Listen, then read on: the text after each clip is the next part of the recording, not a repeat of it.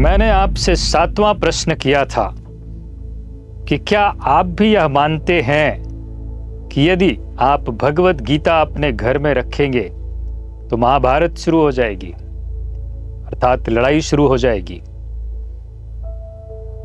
क्या आप यह मानते हैं कि आपका पुत्र या पुत्री यदि भगवत गीता पढ़ लेगा तो कहीं जंगल में चला जाएगा, सन्यासी बन जाएगा, साधु बन जाएगा, कहीं पहाड़ पर जाकर के साधु सन्यासी बन जाएगा। भगवत गीता के अध्याय 2 के श्लोक नंबर 40 में परमात्मा श्री कृष्ण ने कहा, नेहाभिक्रम नाशोस्ति प्रत्यवायो न विद्यते स्वल्पम अपि अस्य धर्मस्य त्रायते महतो भयात्।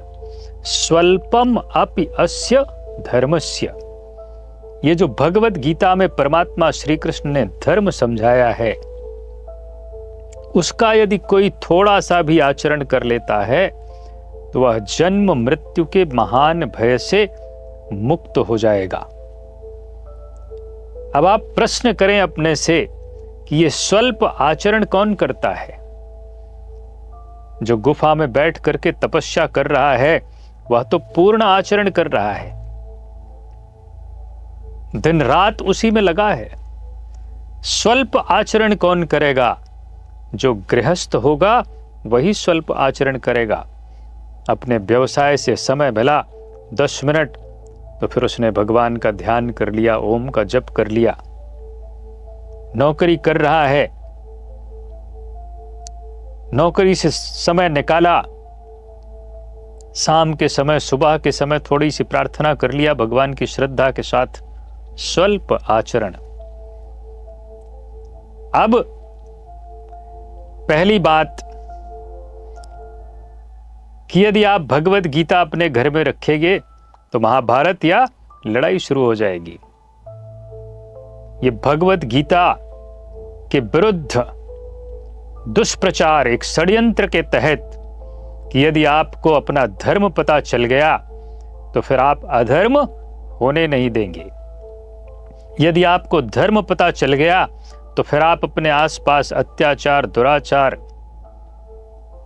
यह सब होने नहीं देंगे। इसलिए आपको धर्म से ही दूर कर दिया जाए।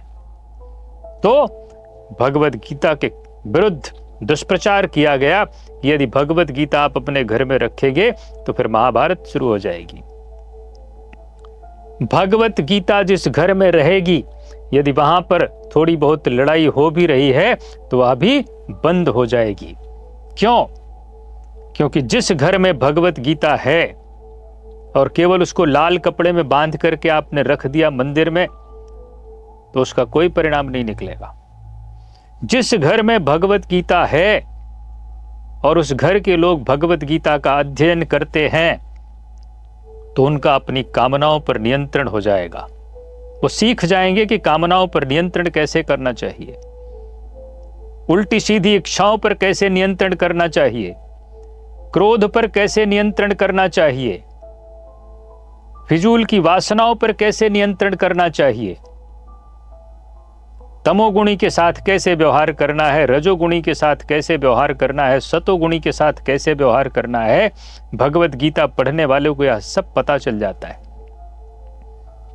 और सारी जो लड़ाइयां होती हैं इन्हीं विकारों के कारण, इन्हीं दुर्गुणों के कारण होती हैं। भगवत गीता इन दुर्गुणों को मिटाने की विधि बता देती है। तो जिस घर में थोड़ी बहुत लड़ाई झगड़ा होता भी है वहां शांति हो जाएगी। सारे सदस्य एक दूसरे के साथ सौहार्द के साथ रहने लगेंगे, एक दूसरे को समझने लगेंगे। मैं तो यहां तक कहता हूं कि जिस पत्नी का पति उसके साथ लड़ाई करता है उस पत्नी को चाहिए कि अपने पति को भगवत गीता पढ़ने में लगा दे, लड़ाई बंद हो जाएगी। दूसरी तरफ जिस पति की पत्नी उसके साथ लड़ाई करती है, कुछ नहीं करना, आप केवल उसको श्रद्धा जागृत करके उसको भगवत गीता हाथ में दे दो, पढ़ने लगे। जहां बच्चों के व्यवहार ठीक नहीं है, बच्चों को भगवत गीता पढ़ा दो, ठीक हो जाएगा। अब दूसरा प्रश्न कि क्या भगवत गीता पढ़ लेने से आपका पुत्र या पुत्री जंगल में चला जाएगा, सन्यासी हो जाएगा, साधु हो जाएगा, पहाड़ पर चला जाएगा? यह भी एक बहुत बड़ा षड्यंत्र आपको धर्म से दूर करने के लिए किया गया, जिससे कि आप जीवन में सुखी समृद्ध, आपका जीवन उन्नत न हो सके। एक षड्यंत्र के तहत एक स्वयं से प्रश्न करिए कि जिसने भगवत गीता का उपदेश दिया, क्या वह जंगल में रहता था? भगवान श्री कृष्ण राजा थे,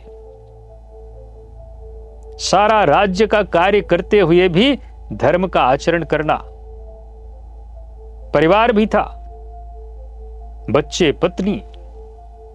तो जो भगवत गीता का उपदेश दे रहा है वह स्वयं गृहस्थ, और जिसको भगवत गीता का उपदेश दिया भगवान श्री कृष्ण ने, वह अर्जुन, वह भी गृहस्थ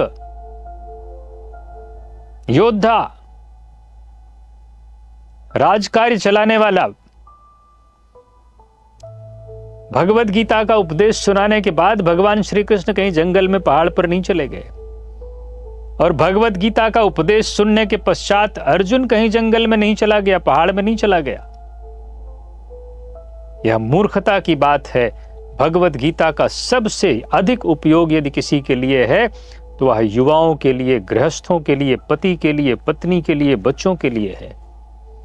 अतः आप सबसे निवेदन है कि इन संपूर्ण भ्रांतियों से बाहर निकलकर भगवत गीता का अध्ययन करें और भगवत गीता के अनुसार धर्म का आचरण करें और अपने जीवन को सुखी, समृद्ध और उन्नत बनाएं। ओम।